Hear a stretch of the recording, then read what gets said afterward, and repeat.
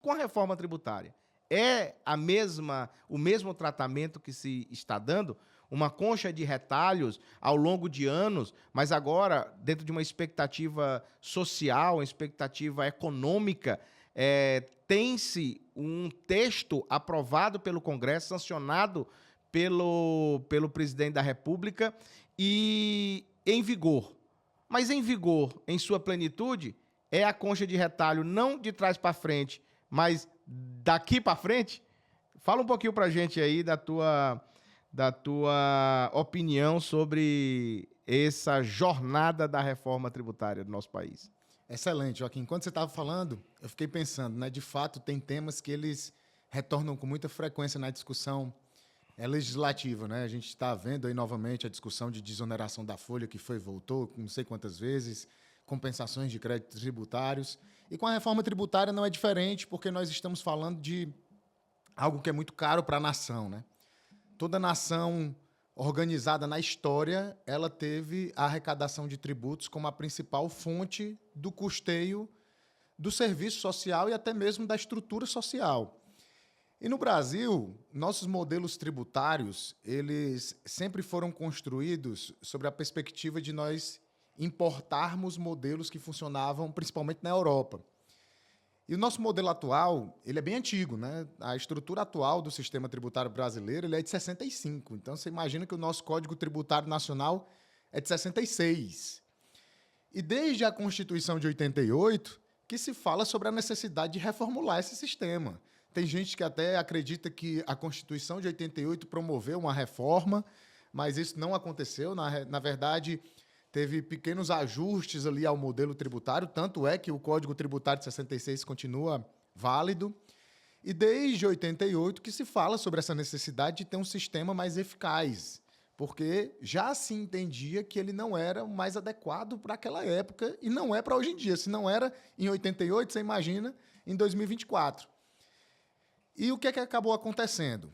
Exatamente por uma questão até de uma certa ineficiência, digamos assim, do processo legislativo, de trazer, de fato, uma discussão mais ampla e aprovar a reforma tributária em definitivo, nós tivemos essa construção de uma coxa de retalhos, como você bem colocou.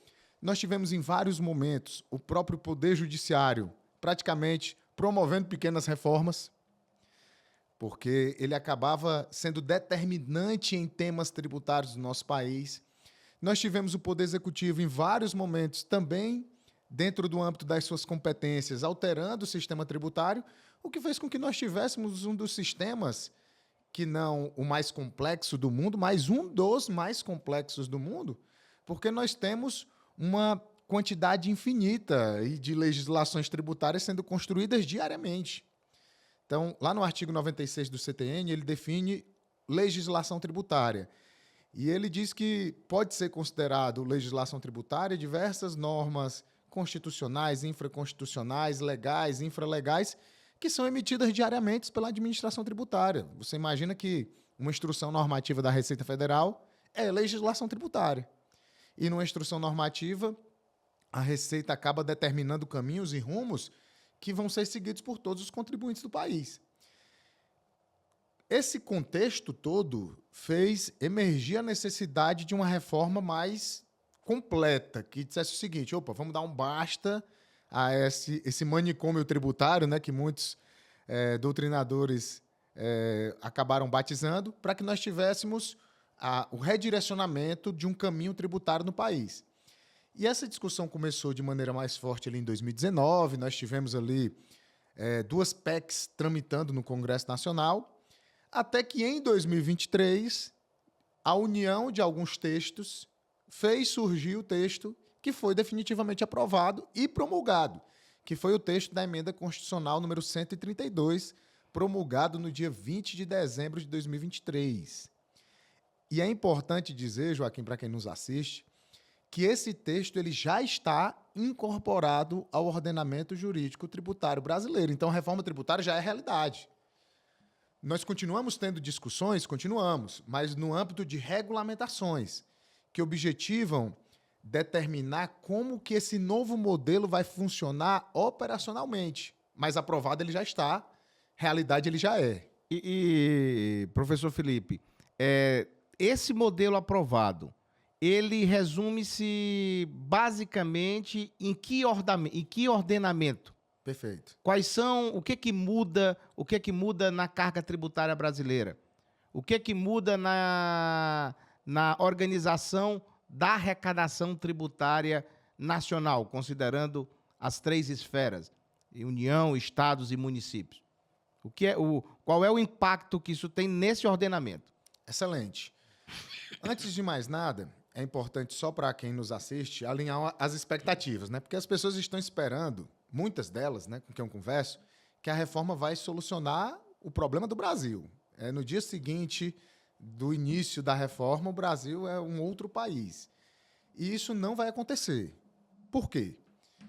Porque talvez o primeiro e maior desafio que nós precisaríamos ter enfrentado nessa reforma, e que não foi, era sobre o nosso modelo de tributação enquanto nação.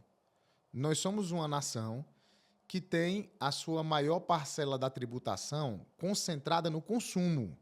Ou seja, em cima de tudo que você compra, de tudo que você toma de serviço, você está pagando muito tributo. Os países mais desenvolvidos, eles têm a sua principal concentração de tributação na renda, não no consumo. E por que isso acontece? Porque existe um princípio norteador no mundo inteiro, quando a gente fala de tributos, que é o princípio da capacidade contributiva. Então, é justo que quem ganhe mais, quem tenha mais condição, pague mais tributos do que quem tem menos condição. E quando nós falamos de uma tributação sobre o consumo, é muito difícil de alcançar o princípio da capacidade contributiva. Porque se a gente fala da compra de um celular, quem ganha 5 mil, quem ganha 2 mil, vai pagar o mesmo tributo sobre o celular do que quem ganha 50 mil ou 100 mil. E por que eu estou dizendo isso? Porque esse é um grande problema, né, do sistema tributário brasileiro, mas que não foi enfrentado. O que é que essa reforma, então, se propõe a fazer? Porque as pessoas, quando eu falo isso, elas dizem assim, ó, tá, professor, mas o que é que de fato vai mudar, então? Tá, vamos lá, vamos entender qual foi a proposta. A única proposta, ou a principal proposta, que balizou toda a discussão da reforma tributária aprovada foi simplificação. Existia e existe uma forte percepção de que o nosso sistema é complicado demais. É complicado demais pela quantidade de regras que o contribuinte tem que obedecer, é complicado demais na hora que ele precisa prestar contas com a administração tributária. E o propósito era, vamos tentar transformar isso em um modelo mais simples? E aí, Joaquim, tem uma discussão que talvez a principal crítica que se faz à reforma seja a principal solução que a reforma traz. Para você ver como é contraditório, né? Por que nós temos esse modelo de complexidade tão latente? Porque a Constituição, ela não cria tributo. A Constituição, ela não cria tributo. Ela apenas distribui poder, ela distribui competência para que os entes possam instituir e cobrar os tributos. Só que, nessa distribuição de competências, atendendo até o princípio do federalismo tributário, da autonomia dos entes federados, a Constituição deu poder para que os estados, para que os municípios pudessem instituir e cobrar alguns impostos, alguns tributos, e também determinar ali como é que funcionaria a prestação de contas desses tributos. Só que isso acabou virando uma loucura. Por quê? Porque o Estado A entende de um jeito, legisla de uma forma, o Estado B de outro, o Estado C de outro.